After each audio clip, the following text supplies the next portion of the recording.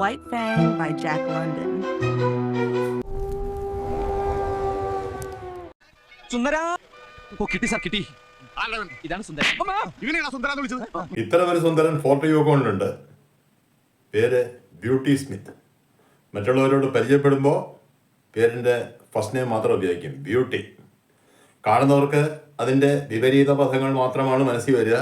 പക്ഷേ അതാരും അയാളോട് പറയില്ല. കാരണം അയാൾ ആ ഫോർട്ടിലെ കുക്കാണ്. ശരീരം പോലെ തന്നെ മനസ്സും വൈരൂപ്യം നിറഞ്ഞതാണ്. അതുകൊണ്ട് തന്നെ സത്യം തുറന്നു പറയുന്നവരെ ഭക്ഷണത്തിൽ വിഷം ചേർത്ത് കൊല്ലാൻ പോയാൽ മടിക്കില്ല എന്നവർക്കറിയാം. ഇയാളുടെ ഒഴിവ് സമയത്തുള്ള ഒരു വിനോദം ഹാർബറിൽ വന്നിങ്ങനെ ഇരിക്കുക എന്നുള്ളതാണ്. അങ്ങനെ ഇരിക്കുമ്പോഴാണ് ഇയാൾ പതിവായിട്ട് കാണുന്ന ഒരു കാഴ്ച. ഓരോ കപ്പലും വന്ന് ഇറങ്ങുമ്പോൾ അതിൽ നിന്ന് വരുന്ന ഈ വെള്ളക്കാരുടെ ഡോഗ്സിനെ വൈറ്റ് ഫാങ് വന്ന് കടിച്ച് കുഴയുന്നു. അതിനുശേഷം ബാക്കിയുള്ള വൈറ്റ് ഫാങ്ങിൻ്റെ കൂട്ടുനായ്ക്കളൊക്കെ വന്ന് അതിനെ കടിച്ച് കൊല്ലുമ്പോഴേക്കും വരുന്നവരുടെയും നാട്ടുകാരുടെയും കാടി ആ കൂട്ടുകാർക്ക് കിട്ടുന്നു. വൈറ്റ് ഫാങ് രക്ഷപ്പെടുന്നു. അങ്ങനെ ഈ വൈറ്റ് ഫാങ്ങിനെ ഈ ബ്യൂട്ടി സ്മിത്ത് പ്രത്യേകം ശ്രദ്ധിക്കുകയാണ്. വൈറ്റ് ഫാങ്ങിനോട് ചില സ്നേഹപ്രകടനങ്ങളൊക്കെ നടത്തും. വൈറ്റ് ഫാങ്ങിന് പൊതുവെ അത്തരം സ്നേഹപ്രകടനങ്ങളൊന്നും ഇഷ്ടമല്ല. അതുകൊണ്ട് തന്നെ ബ്യൂട്ടി സ്മിത്തിൻ്റെ ആ പ്രകടനങ്ങളോടൊക്കെ ഒരു മുരളലോടെ വൈറ്റ് ഫാങ് ഒഴിഞ്ഞു മാറും. പക്ഷേ ബ്യൂട്ടി സ്മിത്തിന് ഓരോ ദിവസം കഴിയുന്തോറും വൈറ്റ് ഫാങ്ങിനോടുള്ള ഒരു ആഗ്രഹം കൂടിക്കൂടി വരികയാണ്. അങ്ങനെ ഒരു ദിവസം ബ്യൂട്ടി സ്മിത്ത് ഗ്രേ ബീവറുടെ വീട്ടിലെത്തി. കണ്ടപ്പോഴേ വൈറ്റ് ഫാങ് പുരണ്ടുകൊണ്ടൊരു ഭാഗത്തേക്ക് മാറി. വൈറ്റ് ഫാങ്ങിനോട് ചൂണ്ടിക്കൊണ്ട് ബ്യൂട്ടി സ്മിത്ത് ഗ്രേ ബീവറോട് കുറച്ച് നേരം സംസാരിച്ചു. ഓരോ തവണ ഈ വിരലി ചൂണ്ടുമ്പോഴും വൈറ്റ് ഫാങ് മുരളും. ഗ്രേ ബീവർ പക്ഷേ നിഷേധാർത്ഥത്തിൽ തന്നെ സംസാരിക്കുന്ന വൈറ്റ് ഫാങ്ങിന് മനസ്സിലായി. ഉദ്ദേശം അത്രേ ഉള്ളൂ, വൈറ്റ് ഫാങ്ങിനെ വിലക്കെടുക്കണം. പക്ഷേ കൊടുക്കാൻ ഗ്രേ ബീവർ തയ്യാറല്ല. പക്ഷേ ആ ആഗ്രഹം ഉപേക്ഷിക്കാൻ ബ്യൂട്ടി സ്മിത്തും തയ്യാറല്ല. അടുത്ത തവണ അയാൾ ഗ്രേ ബീവറെ കാണാൻ വന്നപ്പോൾ പൈസ ആയിരുന്നില്ല ഓഫർ, പകരം ഒരു കുപ്പി വിസ്കി ആയിരുന്നു. പിന്നീട് അങ്ങനെ ഇടയ്ക്കിടയ്ക്ക് വരുന്നു, ഗ്രേ ബീവർക്ക് വിസ്കി കൊടുക്കുന്നു. അവസാനം ഈ കഴിച്ച് ഗ്രേ ബീവർ ഈ വിസ്കിക്ക് ഒരു അഡിക്റ്റായി മാറി. വിസ്കി കിട്ടാൻ വേണ്ടി അദ്ദേഹം കൂടുതൽ പൈസകൾ വഴിക്കാൻ തുടങ്ങി. വെള്ളക്കാർക്ക് വിസ്കി വളരെ എളുപ്പത്തിൽ കിട്ടും. പക്ഷേ ഈ റെഡ് ഇന്ത്യൻസിൻ്റെ അവസ്ഥ അതല്ല. അവസാനം കയ്യിലുള്ള സമ്പാദ്യം മുഴുവൻ തീർന്ന അവസ്ഥയിൽ ഗ്രേ ബീവർ വൈറ്റ് ഫാങ്ങിനെ വിൽക്കാൻ തയ്യാറായി. ബ്യൂട്ടി സ്മിത്ത് ഒരു വില കൊടുത്തു. വൈറ്റ് ഫാങ്ങിനെ വാങ്ങിച്ചു. വൈറ്റ് ഫാങ്ങിനെ ഒരു ലെതർ ചെയിനിൽ കെട്ടി ബ്യൂട്ടി സ്മിത്തിനെ ഗ്രേ ബീവർ ഏൽപ്പിക്കുകയാണ്. വൈറ്റ് ഫാങ് ആവുന്നത്ര ശ്രമിച്ചു ഒഴിഞ്ഞു മാറാൻ. പക്ഷേ ഗ്രേ ബീവർ അവനെ നിർബന്ധിച്ച് കമാൻഡ് ചെയ്ത് ബ്യൂട്ടി സ്മിത്തിൻ്റെ കൂടെ വിട്ടു. അന്ന് രാത്രി ആ ലെതർ ചെയിന് പൊട്ടിച്ച് വൈറ്റ് ഫാങ് തിരിച്ച് ഗ്രേ ബീവറുടെ വീട്ടിലെത്തി. നമ്മൾ തുടക്കത്തിൽ ബില്ലിൻ്റെയും ഹെൻറിയുടെയും കാര്യത്തിൽ കണ്ടാണ്. ലെതർ സ്ട്രിങ്സ് കൊണ്ടാണ് നായ്ക്കളെ ബന്ധിക്കുക. അത് ആവശ്യം വന്നാൽ ചിലപ്പോൾ അവർ കടിച്ചു മുറിക്കും. വൈറ്റ് ഫാങ്ങിൻ്റെ അമ്മ കിച്ചയുടെ ആകർഷണത്തിന് മുന്നിൽ അവരുടെ നായ്ക്കളൊക്കെ അങ്ങനെയാണ് ഇല്ലാതായത്. പിറ്റേ ദിവസം രാവിലെ ബ്യൂട്ടി സ്മിത്ത് ഗ്രേ ബീവറുടെ എത്തി. വൈറ്റ് ഫാങ്ങിനെ തിരിച്ചു ചോദിച്ചു. ഗ്രേ ബീവർ വീണ്ടും അവനെ ഏൽപ്പിച്ചു. ആ സമയത്ത് ഗ്രേ ബീവറുടെ ഉമ്മി വെച്ച് തന്നെ വൈറ്റ് ഫാങ്ങിനെ ബ്യൂട്ടി സ്മിത്ത് അതിക്രൂരമായി മർദ്ദിക്കാൻ തുടങ്ങി. വൈറ്റ് ഫാങ് വിചാരിച്ച് ഇപ്പം ഗ്രേ ബീവർ രക്ഷിക്കുന്നത് സംഭവിച്ചില്ല. ആ അതിക്രൂരമായ മർദ്ദനത്തിനൊടുവിൽ അവശനായി നിലത്ത് വീണ വൈറ്റ് ഫാങ്ങിനെ വലിച്ചഴിച്ചുകൊണ്ട് ബ്യൂട്ടി സ്മിത്ത് ഫോർട്ടിലേക്ക് പോയി. അന്ന് പണ്ട് ബില്ലും ഹെൻറിയും ചെയ്ത പോലെ തന്നെ ആ ലെതർ സ്ട്രിങ്ങിനോടൊപ്പം ഒരു വടി കൂടി അറ്റാച്ച് ചെയ്താണ് വൈറ്റ് ഫാങ്ങിനെ കെട്ടിയിട്ടത്. സാധാരണ ഗതിയിൽ ഒരു നായ്ക്കളും അത്തരം വടി കടിച്ചു മുറിക്കാറില്ല. പക്ഷേ ഒരു രാത്രി മുഴുവൻ കഷ്ടപ്പെട്ട് വൈറ്റ് ഫാങ് ആ വടി കടിച്ചു മുറിച്ചു. നേരം വെളുക്കുമ്പോഴേക്കും അവൻ വീണ്ടും ഗ്രേ ബീവറുടെ വീട്ടിലെത്തി. അധികം വൈകാതെ ബ്യൂട്ടി സ്മിത്തും എത്തി. വീണ്ടും മർദ്ദനം. അങ്ങനെ അവശനായ വൈറ്റ് ഫാങ്ങിനെ വീണ്ടും ഫോർട്ടിലെത്തിക്കുന്നു. ഇത്തവണ പക്ഷേ ബ്യൂട്ടി സ്മിത്ത് കുറച്ചുകൂടി ബുദ്ധിയോടെ പെരുമാറി. വൈറ്റ് ഫാങ്ങിന് വേണ്ടി ഒരു സ്റ്റീലിൻ്റെ ചെയിൻ അയാൾ അവിടെ നിന്ന് സംഘടിപ്പിച്ചുകൊണ്ട് വന്ന് വൈറ്റ് ഫാങ്ങിനെ കെട്ടി. അന്ന് രാത്രിയും വൈറ്റ് ഫാങ് ശ്രമിച്ചു നോക്കി. പക്ഷേ ചെയിന് കടിച്ചു മുറിക്കാൻ അവനെ കൊണ്ട് പറ്റിയില്ല. അധികം വൈകാതെ ഈ വൈറ്റ് ഫാങ്ങിനെ ഒരു കൂട്ടിലേക്ക് മാറ്റി. ഏതാനും ദിവസങ്ങൾ കഴിഞ്ഞപ്പോൾ ഫോർട്ട് യൂക്കോണിലുള്ള ജോലി അവസാനിപ്പിച്ച് അവിടെ വന്ന് ഒരു സ്റ്റീം ബോട്ടിൽ കയറി യാത്രയായി. കൂടെ ഈ കൂട്ടിലിട്ട വൈറ്റ് ഫാങ്ങും. ആളൊഴിഞ്ഞ മറച്ചു കെട്ടിയൊരു ഭാഗത്ത് വൈറ്റ് ഫാങ്ങിൻ്റെ കൂട് വെച്ചതിന് ശേഷം ഗ്രേ ബീവറോട് ചില ആക്ടിവിറ്റീസ് ചെയ്യണം. അതിൻ്റെ ഫലമായിട്ട് പല ആൾക്കാരും വൈറ്റ് ഫാങ്ങിനെ കാണാൻ വരുന്നു. വൈറ്റ് ഫാങ് ആണെങ്കിൽ അവൻ്റെ ദേഷ്യം തീർക്കാൻ ഒരു വഴിയില്ലാതെ ഈ കൂട്ടിൻ്റെ അകത്ത് ഇങ്ങനെ അങ്ങോട്ടും ഇങ്ങോട്ടും നടക്കുകയാണ്. ഈ കാണാൻ വരുന്നവരുടെ നേരെയൊക്കെ അവൻ മുരണ്ടുകൊണ്ട് ചാടും. ആകെ ഒരു ബഹളമായിരിക്കും. ഇതിനിടയിൽ ഒരു ദിവസം അവിടേക്ക് ഒരു വലിയ നായയുമായി ഒരാൾ വന്നു. മാക്സിഫ് എന്ന ഇനത്തിൽപ്പെട്ട ഒരു നായ. ആ സമയത്ത് ബ്യൂട്ടി സ്മിത്ത് കയ്യിലൊരു മുട്ടം വടിയേക്കായി വൈറ്റ് ഫാങ്ങിനെ കൂട്ടിൽ നിന്ന് പുറത്താക്കി അവനെ ഈ മാസിഫിൻ്റെ മുമ്പിൽ തുറന്നു വിട്ടു. വൈറ്റ് ഫാങ് നോക്കിയപ്പോൾ അതുവരെയുള്ള അവൻ്റെ ദേഷ്യം തീർക്കാൻ പറ്റിയ ഒരു ഇരയെ കിട്ടിയിരിക്കുകയാണ്. അവനേക്കാൾ വളരെ ശരീര വലുപ്പമുള്ളൊരു ഇനമാണ് ഈ മാസിഫ്. പക്ഷേ വൈറ്റ് ഫാങ്ങിൻ്റെ ക്യുക്നെസ്സിന് മുമ്പിൽ അതൊന്നുമല്ല. ഒരു ചാട്ടത്തിന് വൈറ്റ് ഫാങ് അവൻ്റെ ചെവി കടിച്ചു മുറിച്ചു. അവൻ എന്താ സംഭവിക്കുന്നതെന്ന് മനസ്സിലാകുമ്പോഴേക്കും വൈറ്റ് ഫാങ് ചാടി മാറിയ. വൈറ്റ് ഫാങ്ങിൻ്റെ ഒരു രീതിയാണ്. ഒന്നാമത് സാധാരണ നായ്ക്കൾ തമ്മിൽ ഫൈറ്റ് ചെയ്യുമ്പോൾ ചില ശബ്ദങ്ങളും കൊരയും ഒക്കെ ഉണ്ടാവും. ഇതൊന്നുമില്ല. മറ്റൊരു ശബ്ദമൊക്കെ ഉണ്ടാക്കി വരുമ്പോഴേക്കും അവിടെ അറ്റാക്ക് കഴിഞ്ഞിരിക്കും. ഏതാനും നിമിഷത്തെ അറ്റാക്കിനൊടുവിൽ വൈറ്റ് ഫാങ്ങിൻ്റെ ആ പഴയ ഫൈറ്റിംഗ് ട്രിക്ക് അവൻ ഉപയോഗിക്കുകയാണ്. ആ മാൻസിഫിനെ അവൻ ഷോൾഡർ ഇടിച്ച് മറിച്ചിട്ടു. അവൻ്റെ തൊണ്ട കടിച്ച് മുറിച്ച് മാൻസിഫിനെ വൈറ്റ് ഫാങ് കൊന്നു. അപ്പോൾ അവിടെ ഈ മാൻസിഫിൻ്റെ മേലെയും വൈറ്റ് ഫാങ്ങിൻ്റെ മേലെയും ധാരാളം ആൾക്കാരൊക്കെ ബെറ്റൊക്കെ വെച്ചിട്ടുണ്ട്. അങ്ങനെ പൈസകളൊക്കെ അങ്ങോട്ടും ഇങ്ങോട്ടും കൈമാറി. ബ്യൂട്ടി സ്മിത്തിനും ധാരാളം പൈസ കിട്ടി. പിന്നീട് അതൊരു പതിവായി. പല ഇനത്തിൽപ്പെട്ട നായ്ക്കളുമായിട്ട് പല ആൾക്കാരോടെ വരും. പല രീതിയിലുള്ള ബെറ്റുകൾ വയ്ക്കും.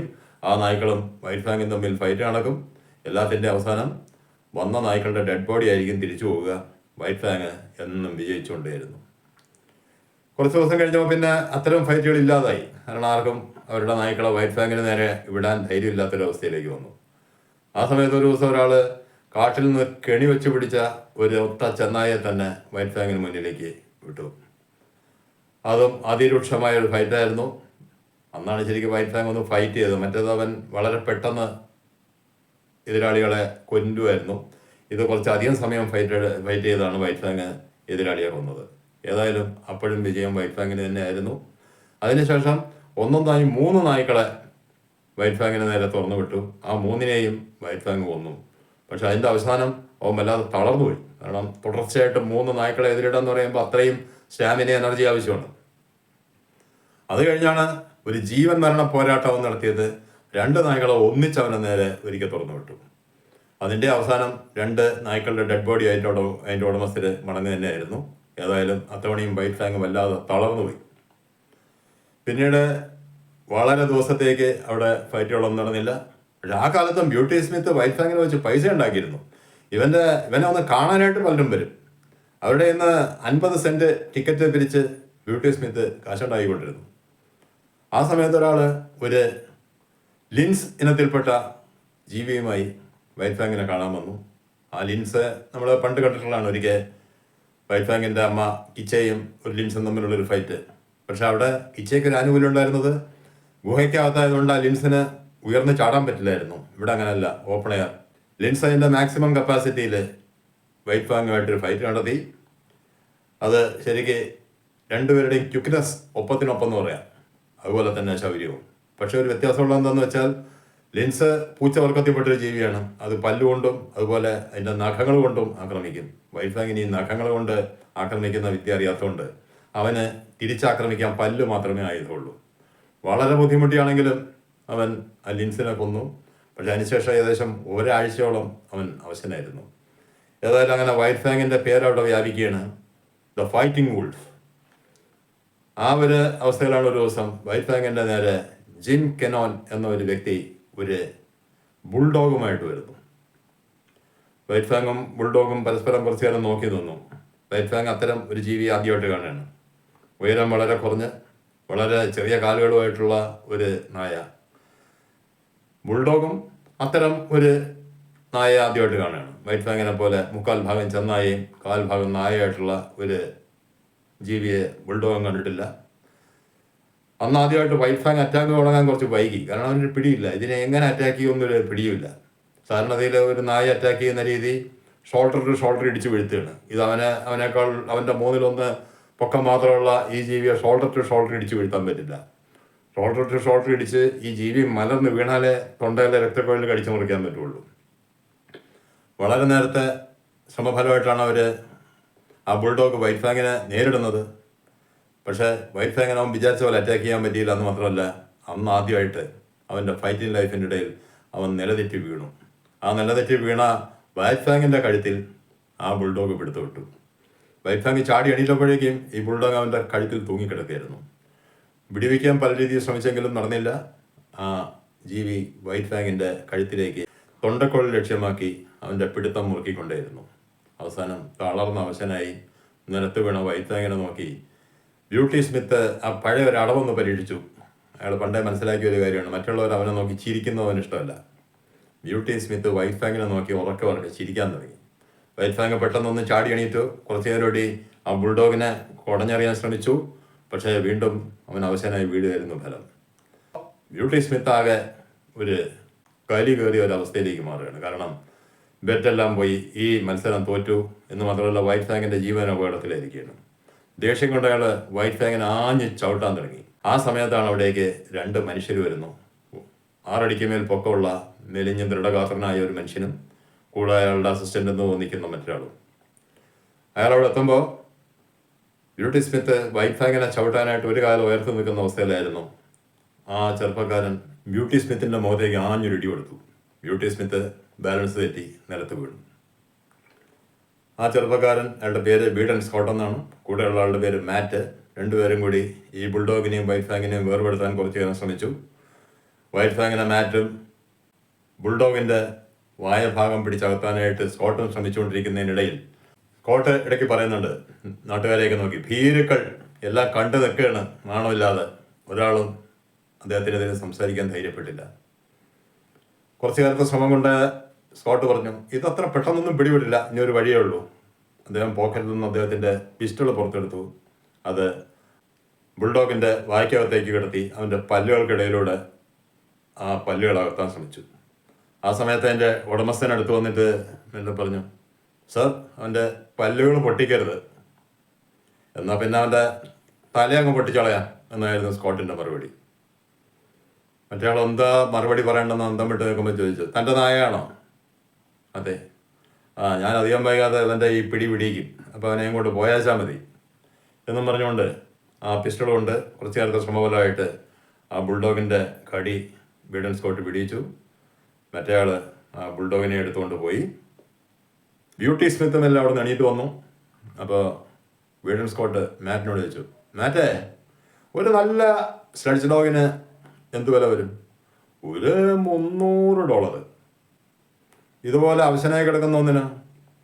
ഇവനായതുകൊണ്ട് 150, അല്ലെങ്കിൽ ഒന്നുമില്ല. ബീഡൻ സ്കോട്ട് പെട്ടെന്ന് ഒരു $150 പോക്കറ്റിൽ നിന്ന് എടുത്തിട്ട് ബ്യൂട്ടി സ്മിത്തിൻ്റെ നേരെ നീട്ടി. തൻ്റെ നായയെ ഞാൻ വാങ്ങിക്കുകയാണ്. ബ്യൂട്ടി സ്മിത്ത് പറഞ്ഞു, ഞാൻ കൊടുക്കുന്നില്ല. താൻ കൊടുക്കുമല്ലോ, കാരണം ഞാൻ വാങ്ങിക്കുകയല്ലേ, അല്ലെങ്കിൽ ഇനി ഇടിക്കും ഞാൻ. അയ്യോ വേണ്ട എന്നും പറഞ്ഞ് ബ്യൂട്ടി സ്മിത്തുമല്ല പൈസ വാങ്ങിച്ച് പോക്കറ്റിൽ ഇട്ടു. വൈറ്റ് ഫാങ്ങിനെ എടുത്തുകൊണ്ട് ബീഡൻ സ്കോട്ടും ബാറ്റും അവർ വന്ന ഡോഗ് സർജറിയിലേക്ക് പോയി. അവർ തിരിച്ച് യാത്രയായി. ആ സമയത്ത് ആ ബുൾഡോഗിൻ്റെ ഉടമസ്ഥൻ അവിടെ നിന്നിരുന്ന ആൾക്കാരോട് ചോദിച്ചു, ആരാത്? അത് ബീഡൻ സ്കോട്ട്, ഈ ഗോൾഡ് റഷിലെ ഏറ്റവും കൂടുതൽ സമ്പത്തുണ്ടാക്കിയ വ്യക്തി. ഇപ്പോൾ അവിടെ ഒരു വലിയ ഗോൾഡ് മൈൻ നടത്തിക്കൊണ്ടിരിക്കുന്നു. ഗോൾഡ് കമ്മീഷണറും പോലീസ് കമ്മീഷണറും ഒക്കെ അയാളുടെ ക്ലോസ് ഫ്രണ്ട്സാണ്. അയാളുടെ കളിക്കാതിരുന്നാൽ ബാക്കിയുള്ളവർക്ക് നല്ലത്. വളരെ ദിവസത്തെ ശ്രമഫലമായി വൈറ്റ് ഫാങ്ങിൻ്റെ മുറിവെല്ലാം ഉണങ്ങി. വീണ്ടും അവനെ ഇണക്കാനായിട്ട് ബീഡൻ സ്കോട്ടും മാറ്റും വളരെ ദിവസങ്ങൾ ബുദ്ധിമുട്ടി. അതിനിടയിൽ അവരുടെ ഒരു സ്ലെഡ്ജ് ഡോഗിനെ വൈറ്റ് ഫാങ് കൊന്നു. മാറ്റിനും സ്കോട്ടിനുമൊക്കെ അവൻ്റെ കടികളും കിട്ടി.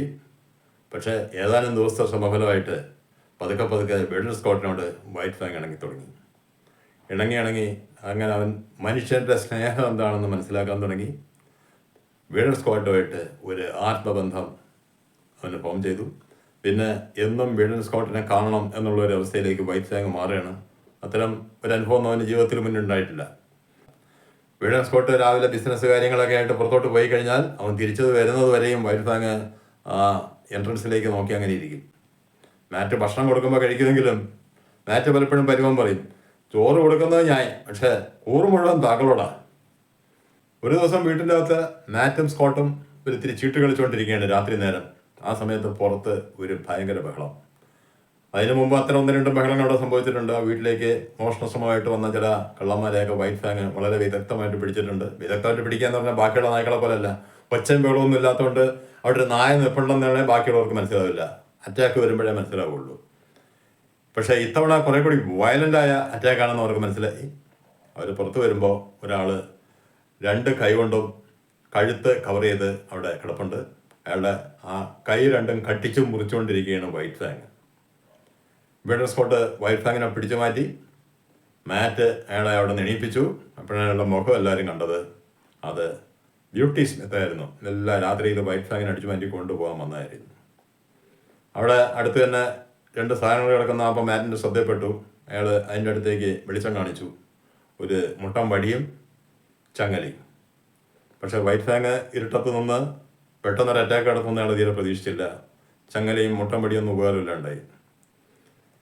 മാറ്റ് അയാളെ നേരെ 180 ഡിഗ്രി തിരിച്ചു കെട്ടി. എന്നിട്ട് കൈ ചൂണ്ടി.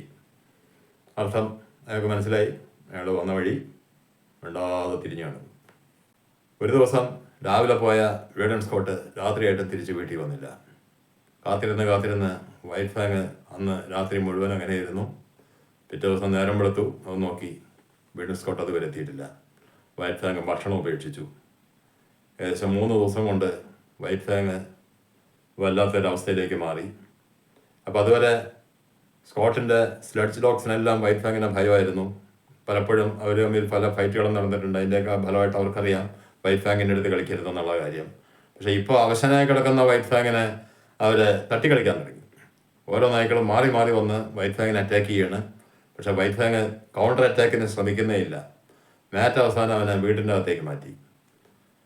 കൂടാതെ അദ്ദേഹം വീഡൻ സ്കോട്ടിന് മെസ്സേജ് കൊടുത്തു, ആ ചെന്നായ ഒന്നും കഴിക്കുന്നില്ല, ഇപ്പോൾ ഇവിടെ ബാക്കി എല്ലാ നായ്ക്കളും അവനെ തട്ടിക്കളിക്കുകയാണ്, ഞാനിപ്പോൾ അവനെ വീട്ടിൻ്റെ അകത്താക്കിയിരിക്കുകയാണ്. വീണ്ടും 2 ദിവസം കഴിഞ്ഞപ്പോൾ വീഡൻ സ്കോട്ട് തിരിച്ച് വീടെത്തി. അതോടെ വൈറ്റ് ഫാങ് ഒന്ന് ഉഷാറായി. വീഡൻ സ്കോട്ട് അയാളുടെ കൈകൊണ്ട് തന്നെ അവനന്ന് ഇറച്ചിയെ കൊടുത്തു. അതെല്ലാം കഴിച്ചു. അന്ന് രാത്രിയും അടുത്ത പകലും അതിൻ്റെ അടുത്ത രാത്രിയും വൈറ്റ് ഫാങ് വീട്ടിൻ്റെ അകത്ത് തന്നെയായിരുന്നു. അതിൻ്റെ അടുത്ത ദിവസം രാവിലെ വളരെ ഉഷാറായി അവൻ പുറത്തേക്ക് ഇറങ്ങി. അപ്പോഴേക്കും സ്ലെഡ്ജ് ഡോഗ്സിൻ്റെ അവർ തട്ടിക്കളിച്ച വൈറ്റ് ഫാങ്ങിനെ ഓർമ്മയുള്ളൂ. പഴയ വൈറ്റ് ഫാങ്ങിന് ഓർമ്മയില്ല. അവർ വൈറ്റ് ഫാങ്ങിൻ്റെ നേരെ ചാടി വീണു. ഏതാനും മിനിറ്റുകൾക്കകം എല്ലാം ചെതറി ഓടി. പിന്നെ അന്ന് പകലും മുഴുവൻ ആ കോമ്പൗണ്ടിൻ്റെ അകത്ത് വൈറ്റ് ഫാങ് അവരെ കയറ്റിയില്ല. അതിനിടയിൽ വൈറ്റ് ഫാങ് ഒരു കാര്യം മനസ്സിലാക്കി. സ്കോട്ട് പോയി കുറേ ദിവസം വരാതിരുന്ന അന്ന് രാവിലെ അയാളുടെ കയ്യിൽ ഒരു വലിയ പെട്ടി ഉണ്ടായിരുന്നു. അപ്പോൾ ആ പെട്ടിയും കൊണ്ട് പോയാൽ സ്കോട്ട് തിരിച്ചു വരില്ല എന്നൊരു ചിന്ത വൈറ്റ് ഫാങ്ങിൻ്റെ മനസ്സിലേക്ക് വരികയാണ്. വീണ്ടും ഏതാനും ദിവസങ്ങൾ കഴിഞ്ഞു. വീണ്ടും സ്കോട്ട് വീണ്ടും ആ പെട്ടി പാക്ക് ചെയ്യുന്നത് വൈറ്റ് ഫാങ്ങിന് മനസ്സിലായി. മാത്രമല്ല അതിൻ്റെ കൂടെ മറ്റ് ചില ബാഗേജുകളും. വാസ്തവത്തിൽ വീഡൻ സ്കോട്ട് അദ്ദേഹത്തിൻ്റെ വീടായ കാലിഫോർണിയയിലേക്ക് യാത്രയാവുകയാണ്. അതൊന്നും വൈറ്റ് ഫാങ്ങിന് അറിയില്ലെങ്കിലും വീഡൻ സ്കോട്ട് യാത്രയാവാൻ പോകുന്നു എന്നവൻ മനസ്സിലാക്കി. അതോടെ അവൻ ഭക്ഷണമെല്ലാം നിർത്തി. യാത്രയ്ക്ക് മുന്നോടിയായി സ്കോട്ടും മാറ്റും കൂടി മെല്ലെ വൈറ്റ് ഫാങ്ങിനെ വീട്ടിൻ്റെ അകത്താക്കി വാതിലടച്ചു. അതിനു മുമ്പ് തന്നെ സ്കോട്ടിൻ്റെ ബാഗുകളെല്ലാം എടുത്തുകൊണ്ട് 2 റെഡ് ഇന്ത്യൻ കൂലിക്കാർ പോയിരുന്നു. മാറ്റും സ്കോട്ടും മെക്കൻസി റിവറിൽ വെയിറ്റ് ചെയ്യുന്ന ആ സ്റ്റീമർ ബോട്ടിലെത്തുമ്പോൾ ഞെട്ടിക്കുന്ന ഒരു കാഴ്ചയാണ് കാണുന്നത്. ആ ബോട്ടിൻ്റെ സൈഡിലായിട്ട് ലഗേജ് റാക്കിൽ സ്കോട്ടിൻ്റെ ബാഗേജുകൾ വെച്ചിരിക്കുന്നതിൻ്റെ അടുത്തായിട്ട് വൈറ്റ് ഫാങ് ഇരിക്കുന്നു. അവർ പരസ്പരം ചോദിച്ചു, ഫ്രണ്ടിലെ വാതിൽ അടച്ചോ? മാറ്റ് സ്കോട്ടിനോട് ചോദിച്ചു. തിരിച്ച് സ്കോട്ട് അങ്ങോട്ടും. 2 വാതിലും ശരിക്കും അടച്ചിരുന്നു. അടുത്തി ഒന്ന് പരിശോധിച്ച സ്കോട്ടിന് മനസ്സിലായി വൈറ്റ് ഫാങ്ങിൻ്റെ മൂക്ക് ഭാഗത്തും അതുപോലെ അവൻ്റെ ശരീരത്തിൻ്റെ 2 ഭാഗത്തും പോറലുകൾ പറ്റിയിട്ടുണ്ട്. അതായത് അവിടെയുള്ള ഒരു ജനലിൻ്റെ ചില അഴികളൊക്കെ തകർത്ത് അതിലൂടെ ഞെരുങ്ങി അവൻ പുറത്തിറങ്ങി അവിടെ എത്തിയിരിക്കുകയാണ്. അവസാനം സ്കോട്ട് തീരുമാനമെടുത്തു. അവനെ അദ്ദേഹത്തിൻ്റെ തറവാട് കാലിഫോർണിയയിലേക്ക് കൊണ്ടുപോകാൻ തീരുമാനമെടുത്തു. കാലിഫോർണിയയിലെത്തിയ വൈറ്റ് ഫാങ്ങിന് ഒരു ഭീകര സ്വപ്നം പോലെയാണ്. കാരണം അതുവരെ അവൻ കാനഡയിലെ ശാന്തമായ കാടുകളും ഉൾഗ്രാമങ്ങളും മഞ്ഞ് നിറഞ്ഞ പ്രദേശങ്ങളും മാത്രമേ കണ്ടിട്ടുള്ളൂ. കാലിഫോർണിയ സിറ്റിയിൽ അങ്ങനെയല്ല. 100 കണക്കിന് വലിയ വലിയ ബിൽഡിങ്ങുകൾ, ധാരാളം വാഹനങ്ങൾ. ഏറ്റവും കൂടുതൽ അവനെ പേടിപ്പെടുത്തിയത് വാഹനങ്ങളായിരുന്നു. ഓടി വരുന്ന ഭീകര ജീവികളെ പോലെയാണ് വാഹനങ്ങൾ അവന് ഫീൽ ചെയ്തത്. അവരൊരു കാറിൽ വീഡൻ സ്കോട്ടിൻ്റെ തറവാട്ടിലേക്ക് യാത്രയായി. തറവാട്ടിലെത്തിയപ്പോഴാണ് അവിടെ വേറൊരു പ്രശ്നം. വീഡൻ സ്കോട്ടിനെ കാത്ത് വീഡൻ സ്കോട്ടിൻ്റെ അച്ഛൻ, അമ്മ, 2 സഹോദരങ്ങൾ, ഭാര്യ, ഇത്ര ആൾക്കാർ ആ തറവാട്ടിലേക്ക് പോകുന്ന വഴിയുടെ ഫ്രണ്ടിൽ നിൽപ്പുണ്ട്. അവിടെ നിന്ന് അങ്ങോട്ട് കാറ് പോകില്ല, കുതിരവണ്ടി മാത്രമേ പോകുള്ളൂ. അങ്ങനെ വീഡൻ സ്കോട്ടിനെ അവരെല്ലാം കെട്ടിപ്പിടിച്ചു. ആ കെട്ടിപ്പിടിക്കുന്നത് എന്തോ ഒരു അറ്റാക്ക് പോലെയാണ് വൈറ്റ് ഫാങ്ങിന് തോന്നിയത്. വൈറ്റ് ഫാങ് മുരണ്ട് കൊണ്ട് ചാടി വീണു. പക്ഷേ വീഡൻ സ്കോട്ട് അവനെ ശാന്തനാക്കി. അതിനുശേഷം വീഡൻ സ്കോട്ട് പറഞ്ഞു, അങ്ങനെ ശരിയാവില്ലല്ലോ, അടങ്ങിക്കിടക്കണം അവിടെ എന്ന് പറഞ്ഞുകൊണ്ട് അദ്ദേഹം ഓരോരുത്തരെയായിട്ട് കെട്ടിപ്പിടിച്ചു. വൈറ്റ് ഫാങ് ഇങ്ങനെ ശ്രദ്ധിച്ചുകൊണ്ടേയിരിക്കുകയാണ്. ഇടയ്ക്കിടയ്ക്ക് മുരളുന്നുണ്ട്. അവസാനം അവന് മനസ്സിലായി കെട്ടിപ്പിടിക്കുന്ന അത്ര വലിയ ഒരു അക്രമ പ്രവൃത്തിയല്ല എന്നുള്ള കാര്യം മനസ്സിലായി. അങ്ങനെ അവർ കുതിരവണ്ടി കയറി യാത്രയായി. പുറകെ വൈറ്റ് ഫാങ് ഓടി. അങ്ങനെ ഓടുന്ന സമയത്താണ് വീഡർ സ്കോട്ടിൻ്റെ ഒരു ഷീപ്പ് ഡോഗ് കോളി വൈറ്റ് ഫാങ്ങിന് നേരെ ചാടി വന്നത്. അവൻ പെട്ടെന്ന് കൗണ്ടർ അറ്റാക്കിന് തിരിഞ്ഞു. അപ്പോഴാണ് മനസ്സിലായത് അതൊരു പെണ്ണായിയാണെന്ന്. അവൻ അറ്റാക്ക് നടത്തി. പക്ഷേ കോളിക്ക് അത്രയും റെസ്ട്രിക്ഷൻസ് ഇല്ലാത്തതുകൊണ്ട് അവൾ അവനെ കടിച്ചു. വീഡർ സ്കോട്ട് അതുകൊണ്ട് ഒന്ന് ചിരിച്ചു. വീഡർ സ്കോട്ട് പറഞ്ഞാൽ ലേശമൊക്കെ അവനും പട്ടിക്കട്ടെ, അവൻ ഇപ്പം ഇത്രയും കാലം വലിയ ചട്ടമ്പിയായിട്ട് നടക്കുകയായിരുന്നു. പക്ഷെ സംഭവിച്ചതെന്ന് വെച്ചാൽ കുതിരവണ്ടിയുടെ പുറകെ വൈറ്റ് ഫാങ്ങിന് ഓടാൻ പറ്റുന്നില്ല. കാരണം കോളി അവനെ വട്ടം ചുറ്റി ആക്രമിക്കുകയാണ്. ഒരു സർക്കുലർ രീതിയിൽ ഇവർ രണ്ടുപേരും മൂവ് ചെയ്തുകൊണ്ടിരിക്കുന്നു എന്നല്ലാതെ മുമ്പിലേക്ക് നീങ്ങാൻ പറ്റുന്നില്ല. കുറച്ചു കാലം കഴിഞ്ഞു. കുതിരവണ്ടി അകന്നു പോകുന്നു. വൈറ്റ് ഫാങ് അക്ഷമനായി. അവസാനം അവൻ അവൻ്റെ പഴയ ഫൈറ്റിംഗ് ടെക്നിക്ക് എടുത്തു. കടിക്കാനല്ലേ റെസ്ട്രിക്ഷൻ ഉള്ളൂ. ഷോൾഡർ ടു ഷോൾഡർ ഇടിയിൽ കോളി തെറിച്ചു വീണു. അവളുടെ ജീവിതത്തിൽ ആദ്യമായിട്ടാണ് അങ്ങനെ അറ്റാക്ക് അവൾ നേരിടുന്നത്. മാത്രമല്ല അവൾ സ്പീഡിൽ ഓടിക്കൊണ്ടും കൂടി ഇരിക്കുകയായിരുന്നല്ല. വൈറ്റ് ഫാങ് കുതിരവണ്ടിക്ക് പുറകെ ഓടാൻ തുടങ്ങി. കോളി പുറകെ. സ്കോട്ട് പറഞ്ഞ പോലെ ഇത്രയും നേരം കോളി വൈറ്റ് ഫാങ്ങിനെ പാഠം പഠിപ്പിച്ചെങ്കിൽ ഇപ്പം തിരിഞ്ഞു. അവൻ കോളിയെ പഠിപ്പിക്കുകയാണ് ഓടാൻ. അവൾ എങ്ങനെയൊക്കെ ശ്രമിച്ചിട്ടും വൈറ്റ് ഫാങ്ങിൻ്റെ നാലെടുത്തെത്താൻ പോലും അവൾക്ക് പറ്റുന്നില്ല. അങ്ങനെ സ്കോട്ടിൻ്റെ വീട്ടിൻ്റെ മുമ്പിലെത്തി. അപ്പോഴാണ് അവൻ്റെ സൈഡിൽ കൂടെ അടുത്ത അറ്റാക്ക്. അവരുടെ ഒരു ഡിയർ ഹൗണ്ട് ഇനത്തിൽപ്പെട്ട ഒരു ഡോഗ് വൈറ്റ് ഫാങ്ങിനെ സൈഡിൽ നിന്ന് അറ്റാക്ക് ചെയ്തു. അതിവേഗത്തിൽ ഓടിക്കൊണ്ടിരിക്കുന്ന വൈറ്റ് ഫാങ് പെട്ടെന്ന് മറിഞ്ഞു വീണു. അവിടെ നിന്ന് അവൻ ചാടി എണീറ്റു. കൗണ്ടർ അറ്റാക്കിനായിട്ട് അവൻ തിരിച്ചു ചാടുമ്പോൾ അപ്പം ആ സ്പോട്ടിൽ അവിടെ എത്തിയ കോളി അവനെ സൈഡിൽ നിന്ന് വീണ്ടും അറ്റാക്ക് ചെയ്തു. വീണ്ടും അവൻ നിലതെറ്റി വീണു.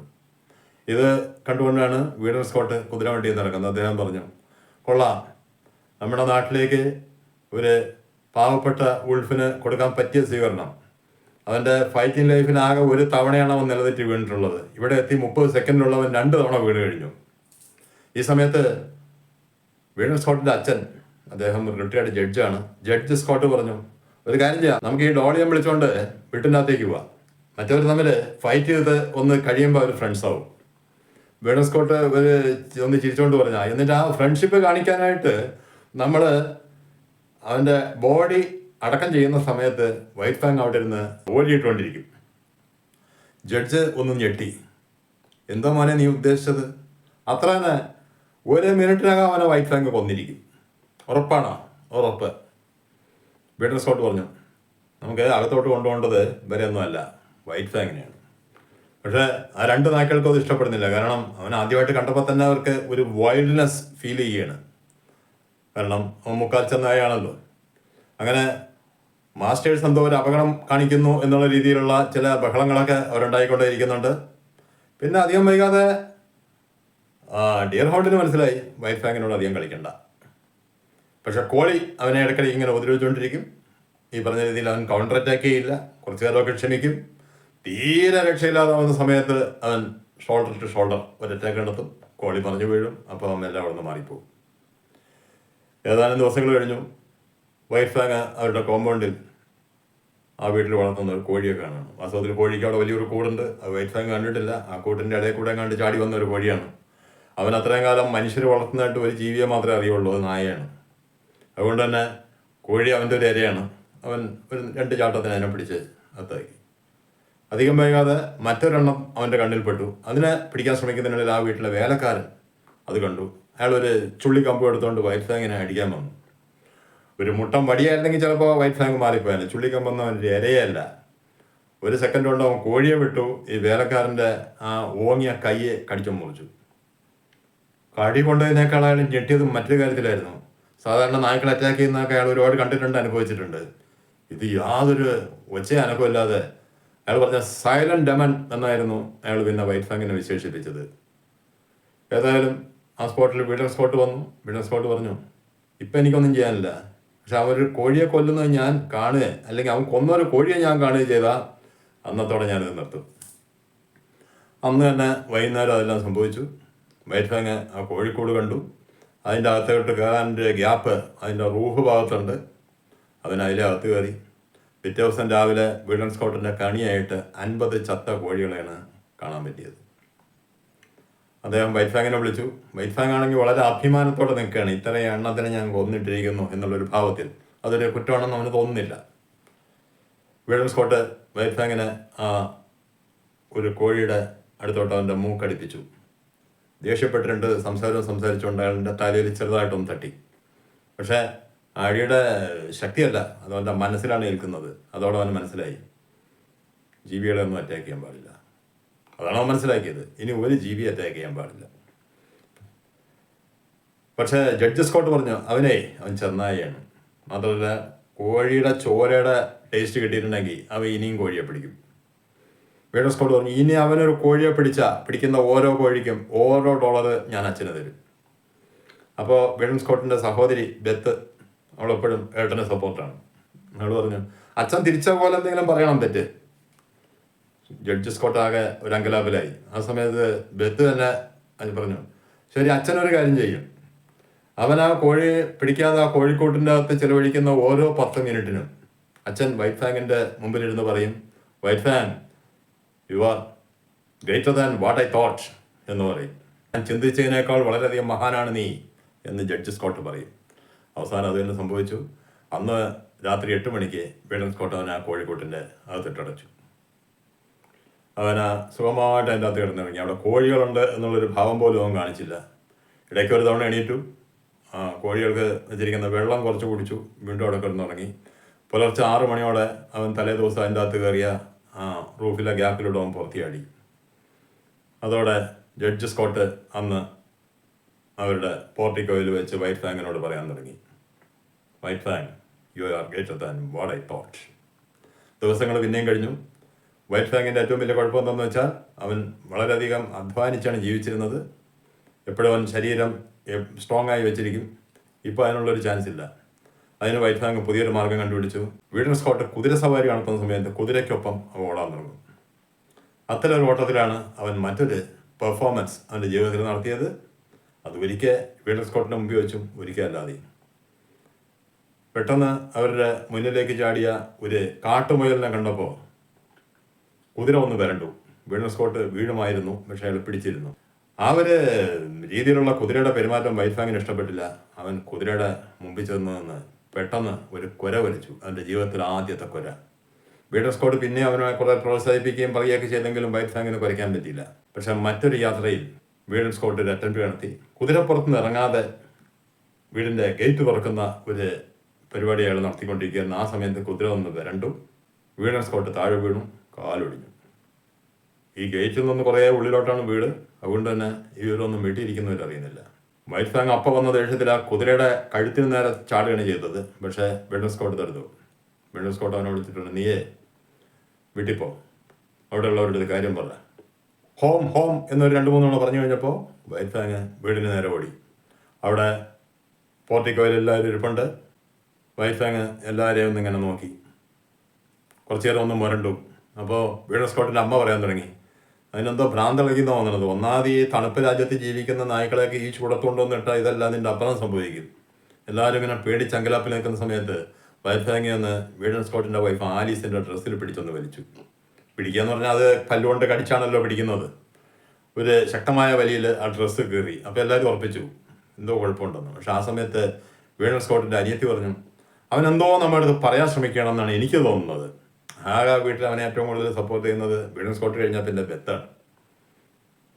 പെട്ടെന്നായിരുന്നു വൈറ്റ് ഫാങ്ങിൻ്റെ അടുത്ത കുര, അതും ഒരേ ഒരു തവണ. അപ്പോൾ എല്ലാവർക്കും ഉറപ്പായി എന്തോ ഒരു കാര്യം സംഭവിച്ചിട്ടുണ്ട്. എല്ലാവരും എണീറ്റു.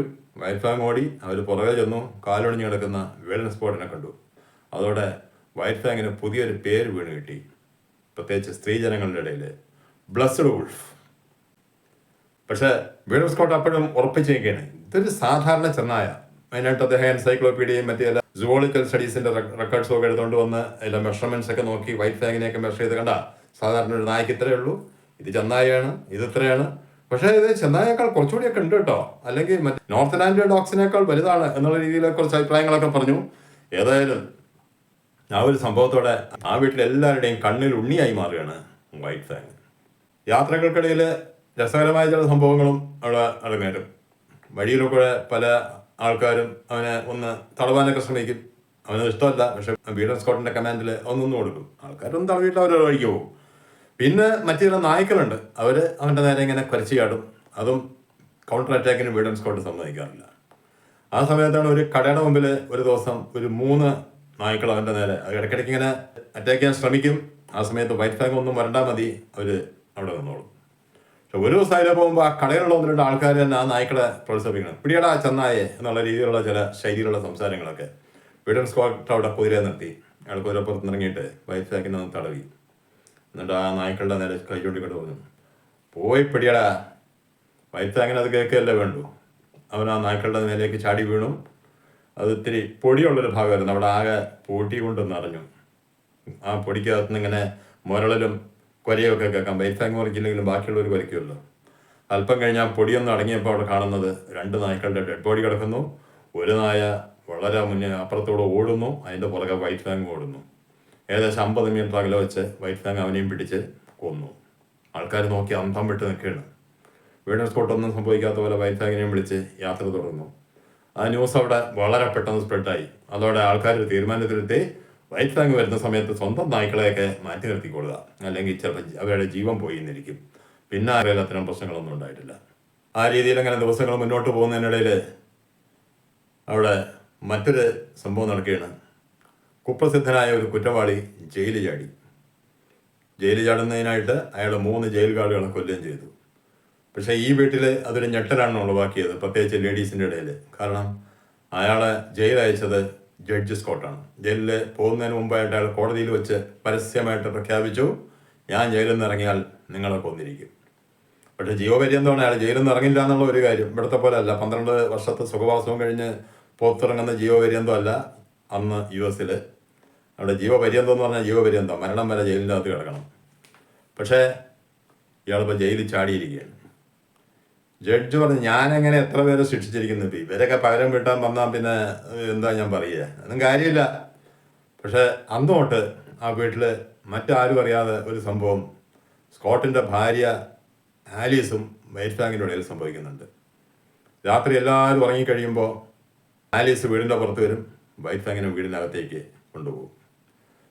നേരം പരപരാ വെളുത്ത് വരുമ്പോൾ ആലീസ് വീണ്ടും എഴുന്നേറ്റ് വരും, വൈറ്റ് ഫാങ്ങിനെ പഴയ സ്ഥലത്ത് കൊണ്ടുവിടും.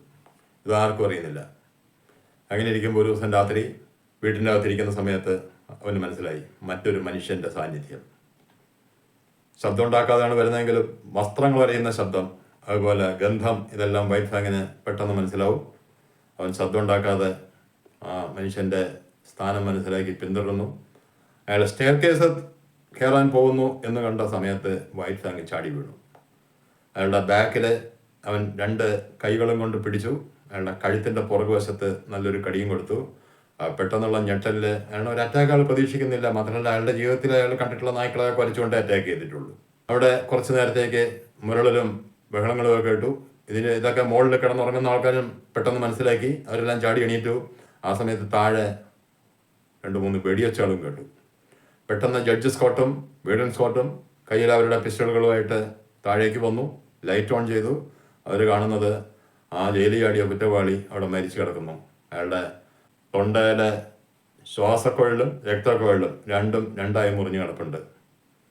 അതിൻ്റെ കാരണക്കാരനായ വൈറ്റ് ഫാങ് വെടിയേറ്റപ്പുറത്ത് അവശനായി കിടപ്പുണ്ട്. പക്ഷെ മരിച്ചിട്ടില്ല എന്ന് അവർക്ക് മനസ്സിലായി. ജഡ്ജ് സ്കോട്ട് വേഗം അടുത്തുള്ള ഒരു വിദഗ്ധനായ സർജനെ ഫോൺ ചെയ്ത് വരുത്തി. സർജൻ ഏകദേശം 1.5 മണിക്കൂറോളം വൈറ്റ് ഫാങ്ങിൻ്റെ ശരീരത്തിൽ പല രീതിയിലുള്ള സർജറികളും അത്തരം കാര്യങ്ങളും ഒക്കെ ചെയ്തു. എന്നിട്ട് പറഞ്ഞു, ചാൻസ് 1000-1 എന്ന് പറയാം. 3 ബുള്ളറ്റ് വൂൺസ് ഉണ്ടായിരുന്നു. ബുള്ളറ്റ് ഞാൻ പുറത്തെടുത്തിട്ടുണ്ട്, പക്ഷേ ഇൻറ്റേർണൽ ഓർഗൻസിന് ഡാമേജ് ഉണ്ട്. അതുകൂടാതെ അവൻ്റെ 3 റിബ്സ് ഒടിഞ്ഞിട്ടുണ്ട്. അതിൽ 2 ലങ്സിലേക്ക് കയറിയിട്ടുണ്ട്. അത്തരം ഒരുപാട് പരിക്കുകളുണ്ട്. രക്ഷപ്പെടുന്നത് വാസ്തവത്തിൽ 1000-1 എന്ന് ഞാൻ പറഞ്ഞേ ഉള്ളൂ. 10,000-1 പോലും ചാൻസ് ഇല്ല എന്നുള്ളതാണ് സത്യം. പക്ഷേ വൈറ്റ് ഫാങ് അവൻ്റെ മോൾഡ് വേറെയാണല്ലോ. 10,000-1 ചാൻസ് അവൻ തരണം ചെയ്തു എന്നുള്ളത് തന്നെയാണ് സത്യം.